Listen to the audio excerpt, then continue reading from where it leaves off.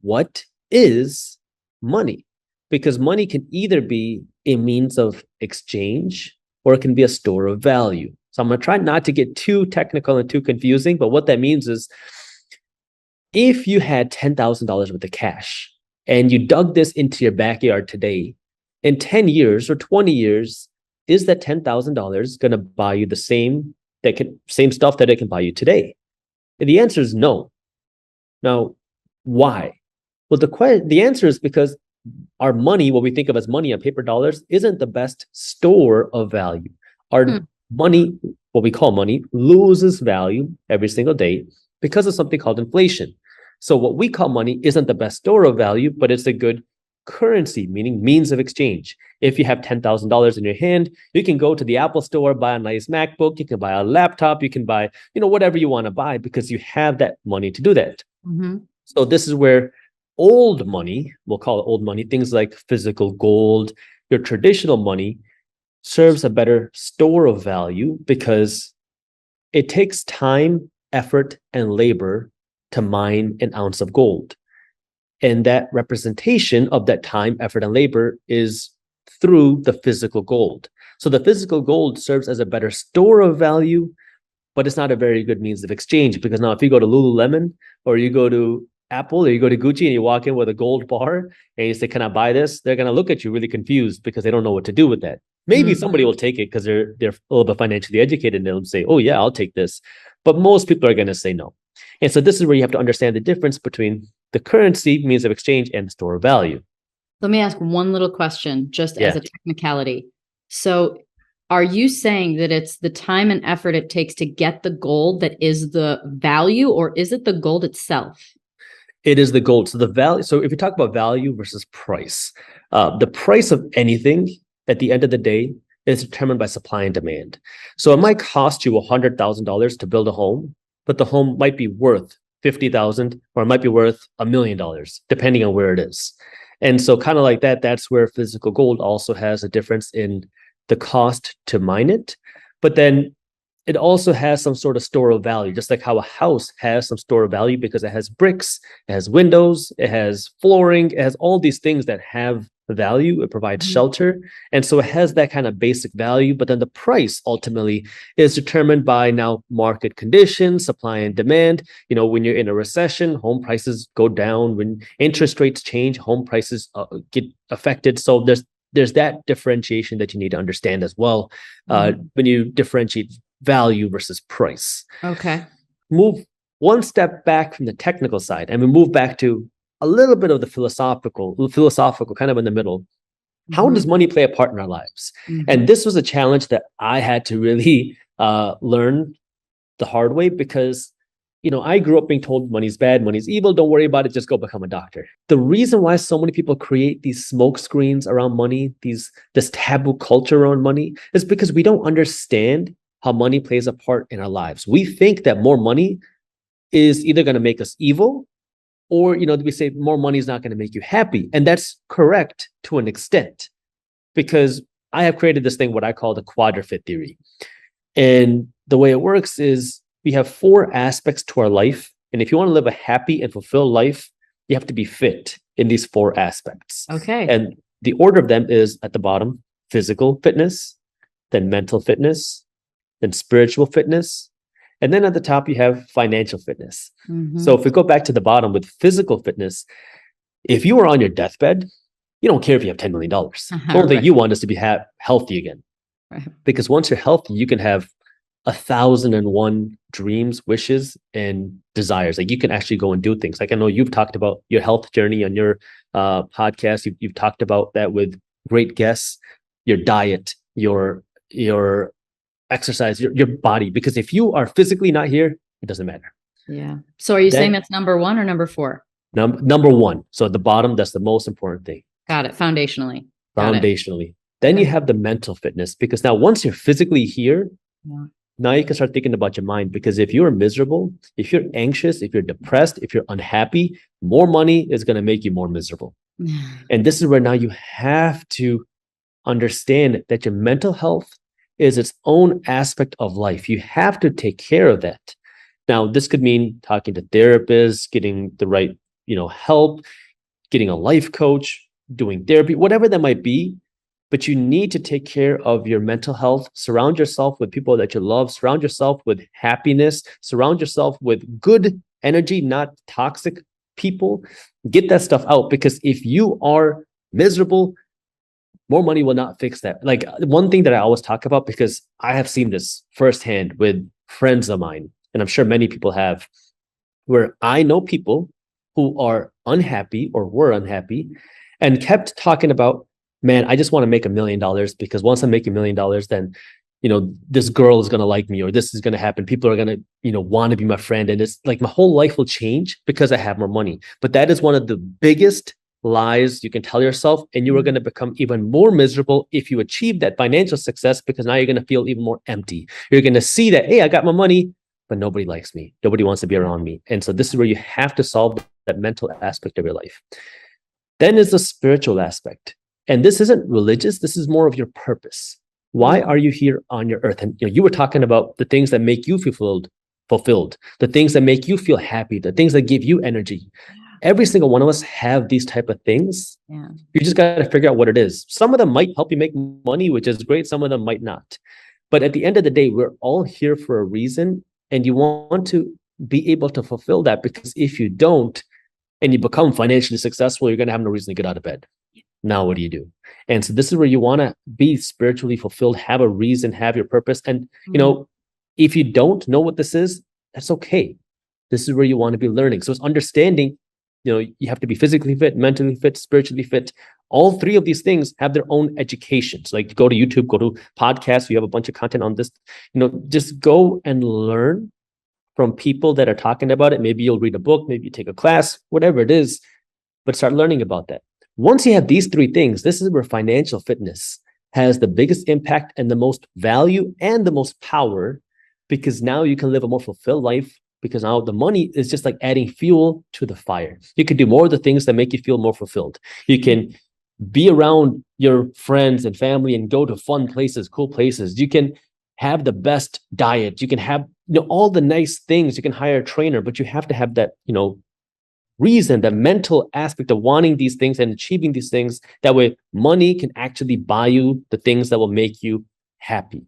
And this is where understanding how money plays a part in our life is so important, but then also understanding the lack of money can impact every single one of these things. Because now, if you don't understand money, and if you don't have money, and if you don't have any sort of financial education, and you're constantly stressing about money, you're constantly worried about money, you don't know how to pay your bills, now you can start eating bad, and you can affect your physical health.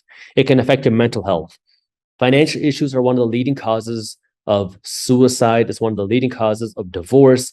It can cause a lot of financial constraints, a lot of mental constraints, and it can also make you feel really unfulfilled if you feel like you don't have enough money. So it's understanding how money plays a part in our life, but then also understanding how money, or the lack of money, plays a part in our life. If you do solve those bottom three levels of the pyramid of hierarchy of being free and being happy, is that, you got to start to think about like what you really need to be happy. I think that's also a big question, is what does it take to be happy, and reverse engineer your life and anchor that future too. Because if you feel like, I need a yacht and a jet and I want to go on lavish vacations, great. Now you know what you have to do, because you reverse engineer it.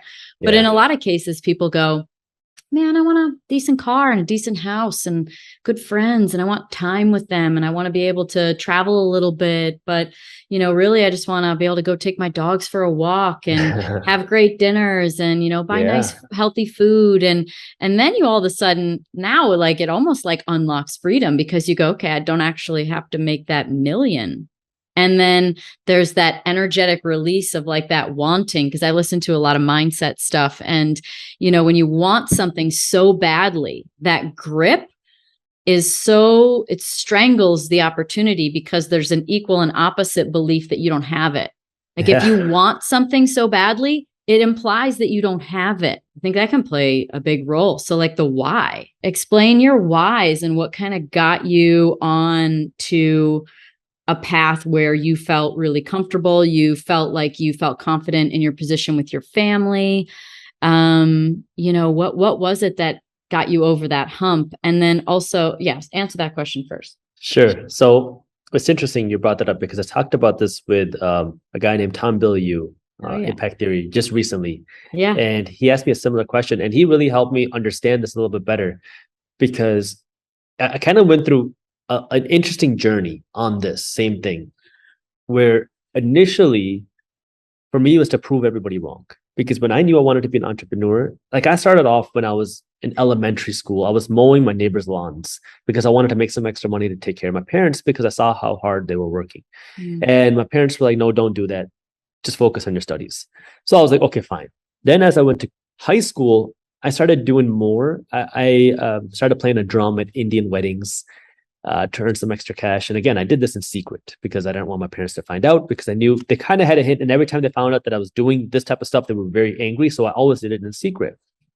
And so for me, initially, it was to take care of my parents, but also to show that, hey, you can be successful as an entrepreneur, because there was a lot of conversations that I had with my family, not just my parents, but extended family, of people saying, how can someone like you be a CEO of a company? Like, because I openly said I want to be a CEO one day. And they were like, how can someone like you, who has no business experience, someone with your background, be the CEO of a company one day?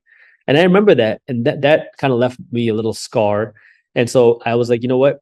I'm going to do it in silence. And then as like it became more and more known over the years that I'm doing this entrepreneurial stuff, it was a very interesting kind of response, because at first, when my parents found out that I was an entrepreneur by accident. So I was running the sock company, and we ended up getting some coverage on the news because our company was doing really well. One of my parents' friends saw it, and they called up my parents and they said, we saw your son on the news. And so my parents were like, what did he do now? Like, they were just like, what happened? They're like, no, he has a successful company. He's like got these sales. And they were like, what?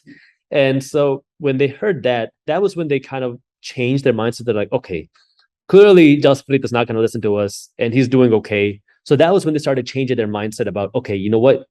Do what you want. But then like culturally, people kind of use that as a way to pick fun, because like I would go to these events and I would have these like random people come up to me, say, oh, so how is your sock business going? Like, how is selling socks on the internet? Because it was like, you were supposed to be a doctor. Now you're selling socks online, which is kind of funny. But I always knew, I was like, you don't get it. Like, you don't know what I know. You don't see what I see. And they were just trying to, it was like in a weird, it was like, I never said anything, but I just kind of internalized it where, you know what, this is my motivation. I want to prove everybody wrong. So it's kind of like this dark energy in the beginning where it's like, you know what, I'm doing this out of spite. I'm going to prove every single person wrong. Every single person that doubted me, I am going to make you eat your words.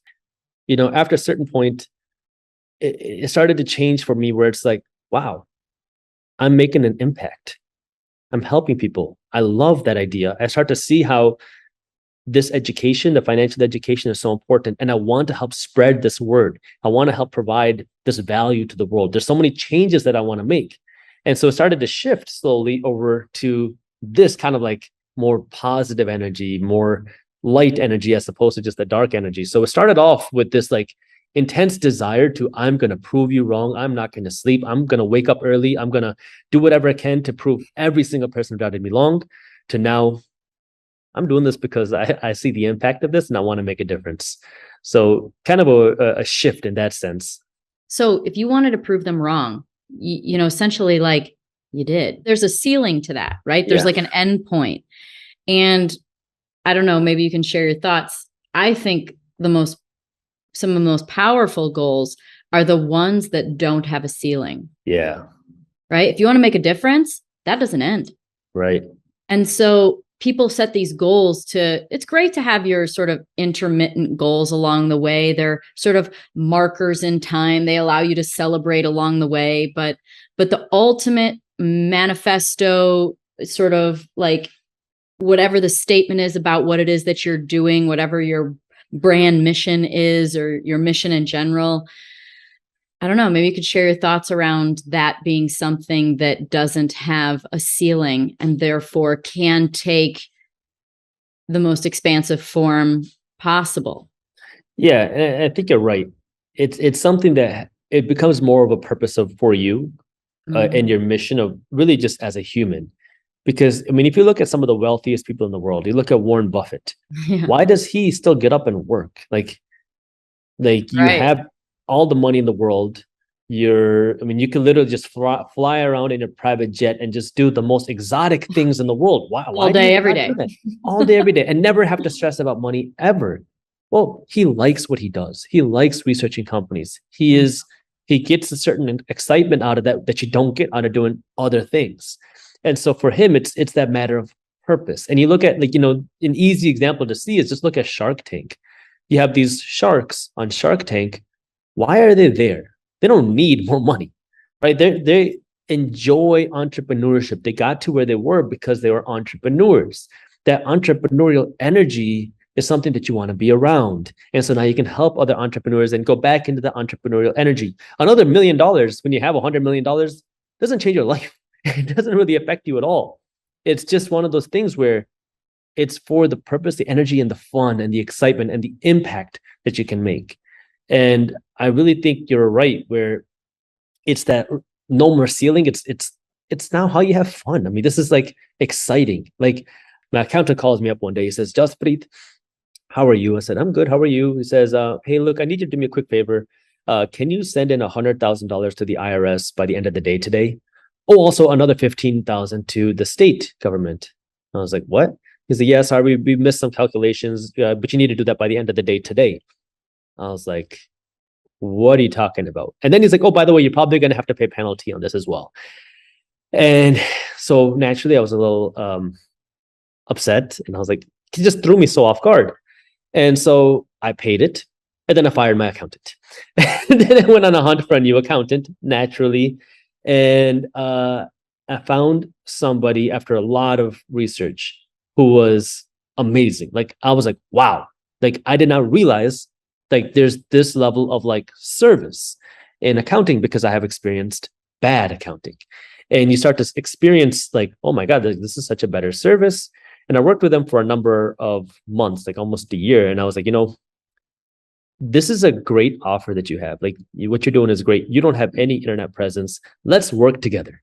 Because I was like, there's a lot of small businesses out there that need your type of like service, concierge, and care, because there's a lot of people who have accountants that all they do is file your taxes, which is not what an accountant should be doing. There should be, I mean, there's a lot more that they can be doing. And so, why am I starting this again? It's yeah, there's a value, there's financial upside, but it's also fun. Like I love the energy of like him and I brainstorming, coming up with ideas. Oh, let's do this, having business meetings. We were just on a call yesterday with a very large company that deals with a lot of tech startups and does all this stuff. And it was like, it's just a different type of energy and fun that you get trying to build. And some people are going to hate this stuff. Like another person might say, oh my God, that sounds like such a task and such a chore. I love it, and it's takes all kinds of kinds. Thank God. Everybody has their own interest. Thank God. Exactly. And this is where finding for you, what is that no ceiling? What do you enjoy doing? What do you like creating? What do you like building? And for me, I like the entrepreneurial side of things, where it's just a lot of fun for me. Yeah. A lot of fun when I do it. Okay, so let's go to some nuts and bolts and some like takeaways, because I would imagine most anybody listening can sort of, maybe they have spent a few minutes here during this conversation and intuitively identified some things that they truly enjoy doing. And they're like, man, I freaking hate my job. That's what they've realized in the last half hour. They're like, I hate my job. And I think that's kind of exciting. So what happens now if you're someone who knows what they love? Maybe you're even someone who's got the ball rolling a little bit, and on the side, you're kind of playing around with something else that you love. How the hell do you take that and give it the right nourishment to grow into something great? Like, where do you start? So the first thing is going to be, assuming you have some sort of idea, first thing is you start learning. Go onto YouTube, start reading as many books as possible. So watch as many business, entrepreneurial channels, videos that can help you. Any books, like any books, or I mean, you have tons of videos on your YouTube, but like any books that were pivotal for you? Well, a lot of the pivotal books are financial books related to investing, money management, real estate. So, I mean, if you want to start there, Robert Kiyosaki has a great book, Rich Dad Poor Dad. Balance that out with Dave Ramsey's books on money management. They're two completely opposite opinions on money, but they're very, very helpful books. There's tons of books on anything personal finance. But now when you go to the business side, I nowadays love reading biographies of people, of successful, I mean, not just entrepreneurs, but really all kinds of people. You hear their story and their journeys. It's not just motivational, but very educational indirectly, because you get to hear what they did from their own opinions. So it's like, what would you pay to have lunch with Warren Buffett? Well, it doesn't matter what you pay. It's not worth his time. But there's books about things that he did. Same with Richard Branson. Same with, most successful people. So read books like that. Or if you want more technical books, just go into Audible or Amazon and look at the top 25 or 50 business books in a category. Buy them all, read them. And there is your MBA for less than, $200. And I promise you, you're going to get more, especially if you're starting a business, you're going to get more value out of those books than you will out of trying to go and do a traditional MBA that's going to cost you $100,000. Yeah, no kidding. Okay. So now you start learning. The second thing is start doing. And so if you have a job, do it in addition to that. Don't just quit your job unless you have the financial resources to fall back on. It's going to be hard because you're going to say, well, I'm already working so much and I got kids. And I know it's hard, but this is where, when there's a will, there's a way. And this is so true with every aspect of our lives. If you really want to make a change, you will find a way to do it. You'll wake up an hour earlier. You'll go to bed an hour later. You will find some time on the weekends. You'll find some times in the middle of your workday to do something. Because remember, it gives you energy. Your purpose gives you energy. Exactly. Like you're going to find a way, and you will. And so now just start putting it in action. And then when you screw up, tell yourself it's okay, because that's the part of the process. If you're not screwing up, you're not trying enough things. Like you have to make mistakes. You have to screw up. But then when you do screw up, learn. Start again, do it again. Like I had to go from business idea to business idea to business idea to business idea, like again and again and again and again, before I finally found something that was sustainable for me, because it was how I learned. Like I screwed up many times, and some of the businesses that I started did very well. And to stop them when you're like, you're making 6 figures plus a year and then realize this is not my passion, this is not my purpose, I hate this industry, and then stop it. Oh, you feel like you're starting over. But this is one of those things where, life is not a sprint, it's a marathon. You have time ahead of you. And if you don't do it now, 2 years from now, you're going to wish, what if I just started 2 years ago? So might as well start now. Take little steps and just keep inching forward. And then you'll see, oh yeah, even though I screwed up so much, I learned so much. I learned how to market. I learned how to sell. I learned how to build something online. And it's all a part of the learning process. And there's no other way to do it besides just doing it, learning, screwing up, and doing it again. Yeah. Yeah. Let's assume that you can invest $1,000 a month into SPYD. Now, let's take a look at what the numbers will look like. Over the course of your investing career, you invested $540,000 into SPYD. And now when it comes time for you to retire, you are making